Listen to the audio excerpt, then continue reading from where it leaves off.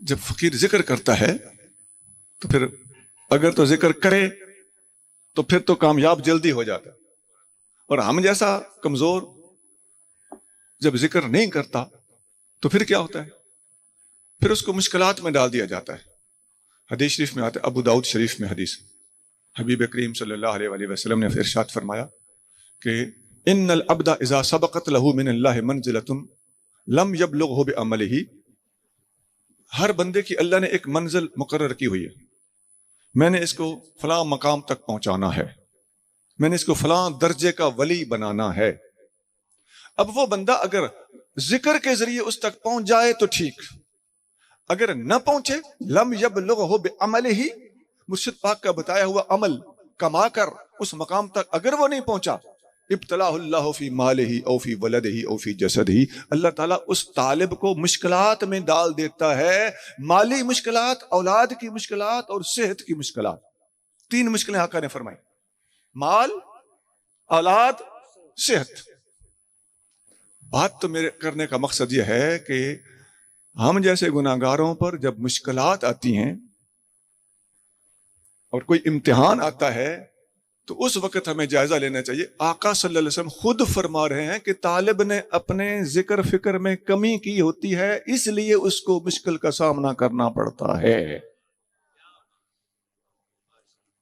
तो कोई मेरे जैसा फकीर अगर कमजोर है तो वो किसी मुश्किल में फंस गया तो वो चीखता रहे। बाज़ औक़ात मुर्शिद करीम खुद मुश्किल में डालते हैं, घी जब नहीं निकलता तो उंगली टेढ़ी करनी पड़ती है, क्योंकि पहुंचाना है इसको वहां जहां ये नहीं पहुंच रहा, उसके गिट्टे ठकोरना पड़ते हैं। हमारा एक पीर भाई था, वो कहता था जब तालिब कम हिम्मत होता है रास्ते में, जिस तरह भैंस छपड़ी में बैठती है उधर बैठ जाता है तो कामिल मुर्शिद सोटी से उसके गिट्टे ठकोरते, चल उठ, ये तेरी मंजिल है, चल आगे आगे चलाता है, और इम्तिहान में डालकर उसको मुश्किलात में से गुजार कर बिल आखिर उस मंजिल तक पहुंचा दिया जाता है। हत्ता युबल्लिगहुल मंजिलतल्लती सबक़त लहू, जो उसके नसीब की मंजिल होती है उस तक मुर्शिद कामिल जबरदस्ती पहुंचा के छोड़ता है। लिहाजा ये हम जैसे कमजोरों को हौसला है कि अगर हमारे ऊपर ऐसी कोई बात है, ये अपना जायजा लेना चाहिए। मैंने जिक्र फिक्र में क्या कमी की है, मैंने अदब एहतराम में कोई कमी तो नहीं की। इस चीज का इजाला करने के लिए बंदे को मुश्किलात में डाला जाता है। हमें एक पुराने फकीर थे, सोबत देते थे, वो फरमाते थे कि जब चोट लगती है तो जख्म आता है, जब जख्म आता है तो दर्द होता है, जब दर्द होता है तो आहें निकलती हैं, जब आहें निकलती हैं तो सीधी कबूल होने के लिए अर्श पे जाती हैं। क्या बात, सुभान अल्लाह। मुर्शिद कामिल आह निकलवा देता है ताकि इसकी लाइन अल्लाह के साथ सीधी हो जाए। जब लाइन अल्लाह के साथ सीधी हो जाती है तो अब कुरान बोलता है वमन युमिन बिल्लाहि यहदि क़ल्बहु, जो अल्लाह पर ईमान रखता है अल्लाह उसके कल्ब को हिदायत देता है। अल्लाह पर ईमान रखने से मुराद इस किस्म का ईमान है।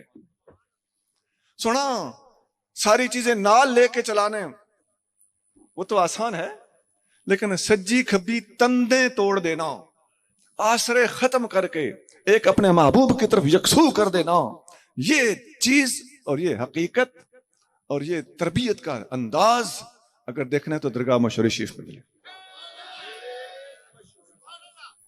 उस वक्त मुर्शिद करीम पीछे बैठ के देखते हैं कि इसको आगे जरा जाने दो। गुलाम फरीदा शाला खैरी आमिन जड़ियां बाज छेड़ू दे छिड़ियां, ये भी एक उस दरगाह शरीफ का फैज है। अल्लाह करीम जल्ल शानहू जब अपने बंदे को अपने साथ अटैच कर लेता है, फिर वो खुद बढ़कर जब अपने बंदे की तरबियत का खुद जिम्मा लेता है, फिर बंदा रुलता है, टकरे मारता है। इस कैफियत का बंदा जो सिर्फ अल्लाह से सीधा हो चुका होता है, वो बंदा अगर रूहानी तौर पर तरक्की भी करना चाहे तो नहीं कर सकता, और रूहानी तौर पर पीछे हटना चाहे तो नहीं हट सकता। न वो पीछे हटने देता है वो कहे कि मैं यहां से भागना चाहता हूं, मैंने तरीके से तौबा की, खुदा की कसम उससे नहीं भागने दिया जाता। क्यों? अब उसका मामला जुदा हो चुका है, उसकी खताओं पर पर्दे होते हैं, उससे दरगुजर के दरवाजे खुलते हैं, लोग उससे लड़ भी पड़ते हैं, उस पर गिरफ्त नहीं होती। दुनिया वाला को बंदा गिरफ्त कर सकता है, अल्लाह उसका रसूल उस पर गिरफ्त नहीं करते, करम फरमाते हैं। हाँ, इस्लाह जरूर करते हैं। हदीस शरीफ में आता है कि अल्लाह ताला जिस बंदे पर मेहरबान हो जाता है उसे ख्वाब में तशरीफ लाकर डांटता है। अल्लाहु अकबर। सुना, अल्लाह करीम जल्ले शानहू को तूने मैंने नहीं देखा, अल्लाह करीम जल्ले शानहू के मजहर के तौर पर अल्लाह ताला की नियाबत करते हुए तालिबों की रहनुमाई देने के लिए मुर्शिद करीम की सूरत को इस्तेमाल किया जाता है। क्या बात, क्या बात।